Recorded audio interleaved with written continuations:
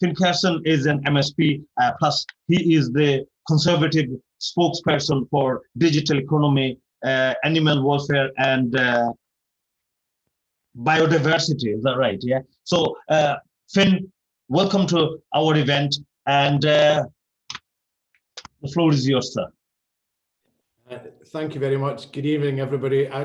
Thank you very much for the invitation to speak tonight.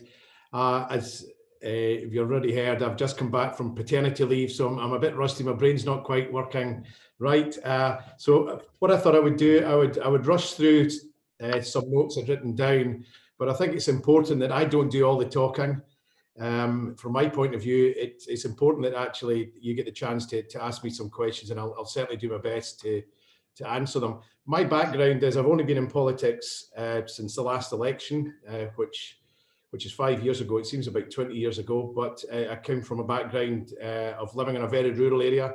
I'm a farmer, qualified at Aberdeen University, so the rural economy and environment is very much dear to my heart and something I care very passionately about. So I'm delighted that I'm the Shadow Minister for the Natural Environment as well. So that's something that's important to me. But I thought I would quickly go over some of the Scottish Conservative policies.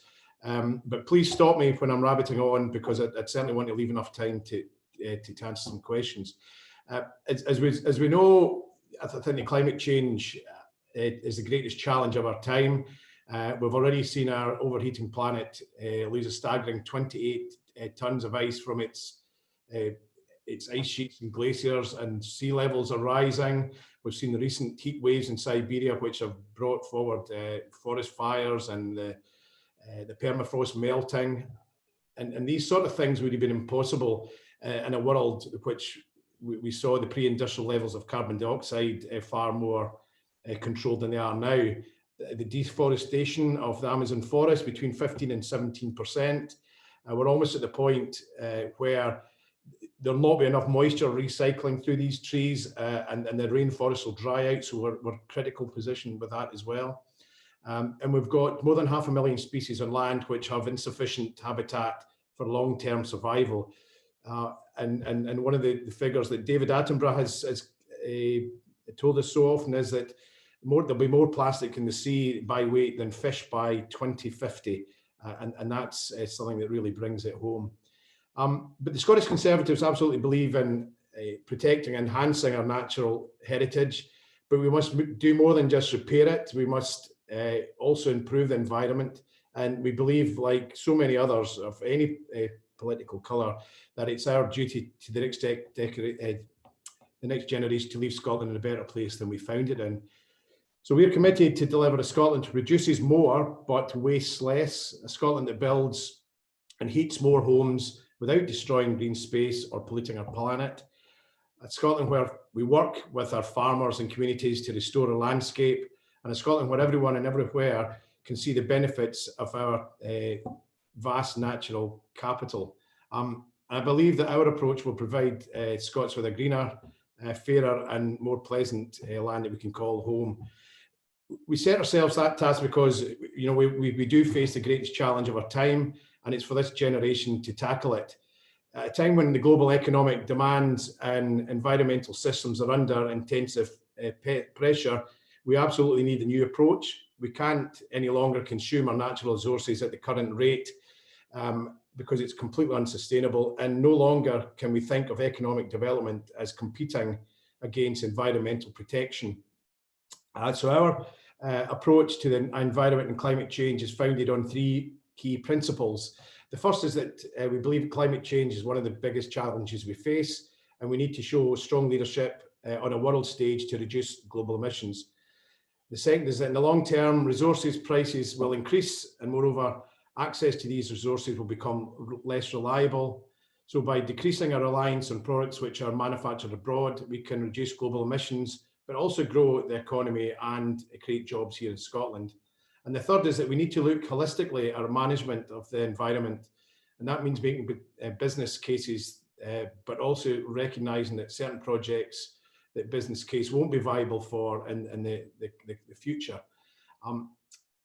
We recognise there is a role absolutely for natural capital, And we have ambitious plans across key sectors, which include the circular economy, biodiversity, energy, homes and transport. And we need these plans to exceed what the targets are at the moment. But really importantly, we need to identify exactly how we can achieve them right now.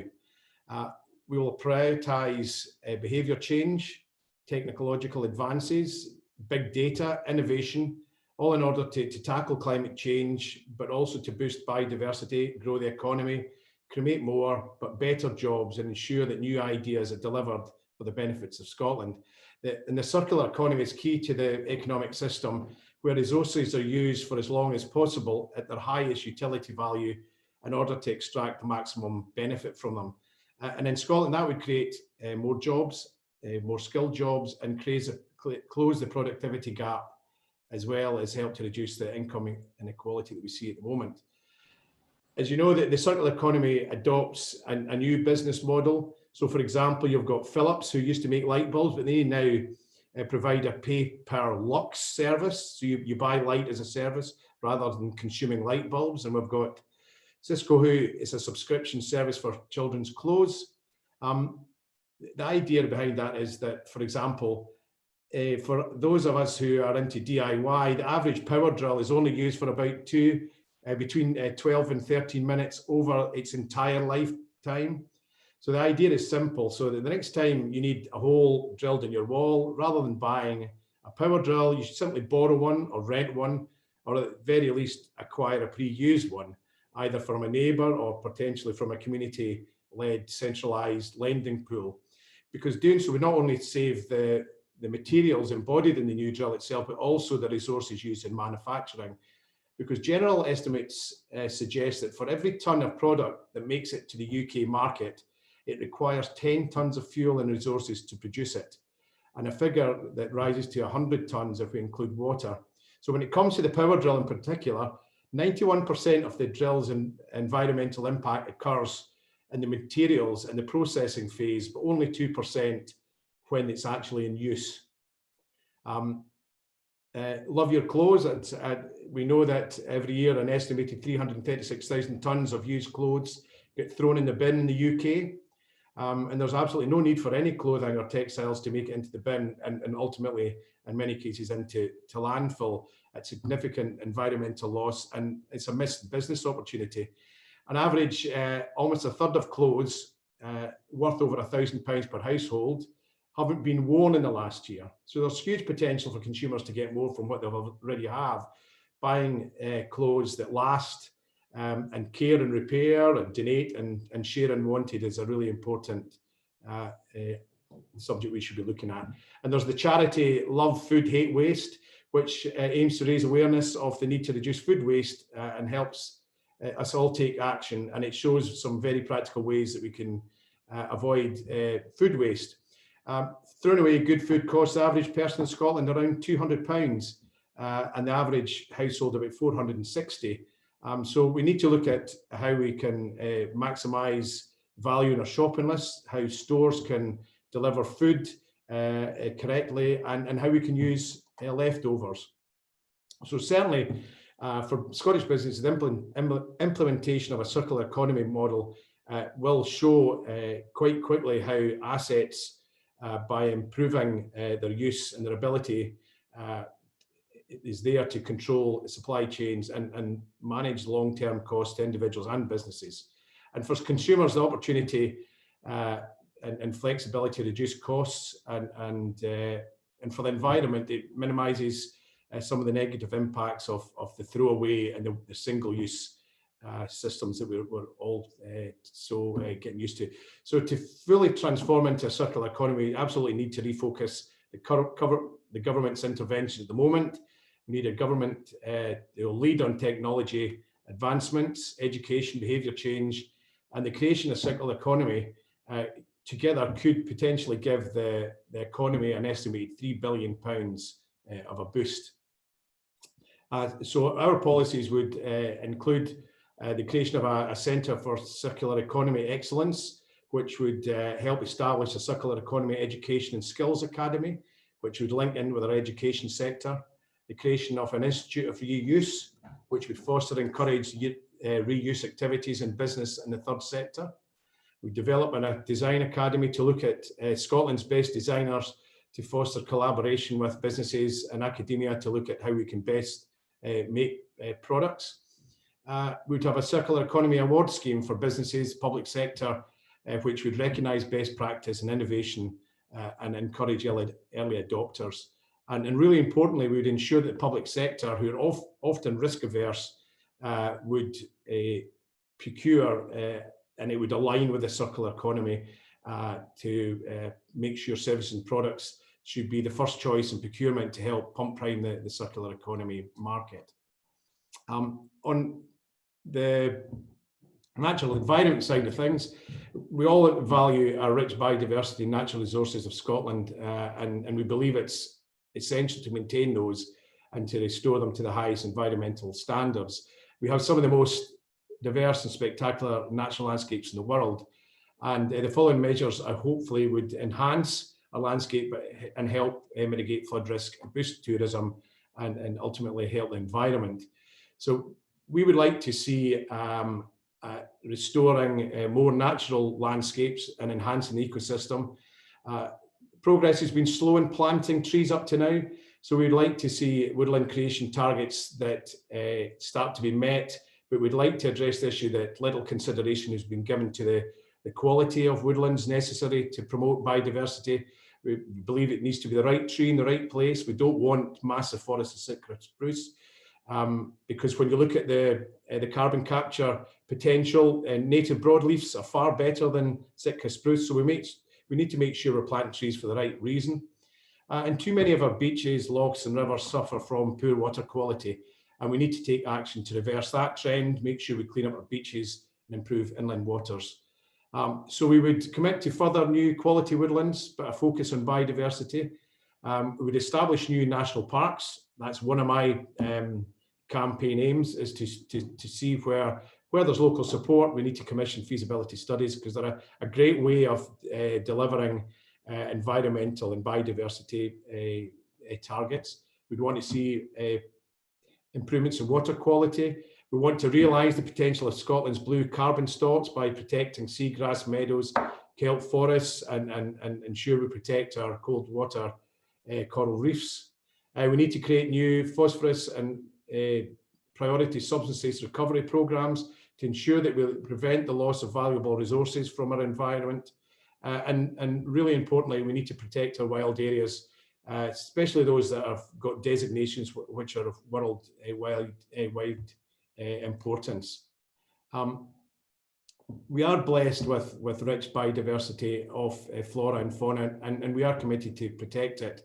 And we need to take a three-step approach to that. We need to understand what we've got already, we need to safeguard it, and then we need to find out and make sure we enhance it. Information is key to protecting our natural heritage, and that's why we need to tackle the gaps we have in the knowledge by creating a biodiversity baseline, and that's crucial to the process. And we would work alongside key stakeholders and partners to ensure we can understand exactly what our national capital is. So our aspirations in that side of things would be to establish a biodiversity baseline through surveys and modelling. We would tackle invasive species on a catchment area basis. We'd boost biodiversity, improve our communities, and re-engage with our children living in urban areas to ensure they understand the importance of nature and create networks of green corridors through our cities into our rural environments. Farming and agriculture, really important. Food security, so we would offer advice, incentives and support to farmers to encourage regenerative farming, to help them identify new practical ways that will benefit them and the environment, including regenerative farming methods and looking to restore the quality of the soils. And that could be through college information and farming apprenticeships. How are we for time? I think what else is, we're good actually. If you want to carry on, I think that one of the question I've been asking, I asked Sarah yesterday that to include in her talk was what action can be taken at a local level to deliver carbon reduction. And the other one was, what action can the Scottish Parliament take? So after you give a talk on that one, I can open the question and answer session. Yes, certainly. Well, I noticed in one of the questions is about, the comment on the power drills and the argument for car sharing. Well, absolutely. Sustainable transport is essential to our green future. And sadly, since about 1990, there's been little change in our overall emissions from transport. So to tackle this, we want to focus on the uptake of active travel and reduce road travel emissions. And certainly a shift to sustainable transport requires bold thinking. So the sort of things that we aspire to is incentivise owning electric cars by introducing a measure of including free town centre parking for electric vehicles and allowing the use of bus and taxi lanes, to establish a fund to expand electrical vehicle charging points in small towns, rural areas, because a lot of the emissions are in rural areas. We work with local authorities and third sector partners to improve the cycle paths, to establish one segregated cycle route in each of Scotland's towns, make air quality monitors available far more widely in our communities, and particularly around our primary schools. Where commercially feasible, we would look at establishing urban consolidation hubs to reduce the number of heavy vehicles and good vehicles that move in and out of our town centres, and provide a transition support to convert buses and taxis to be powered by renewables. And as I think it was Rosanna suggested, absolutely support for car sharing, and particularly that would go along with incentives to use electric vehicles.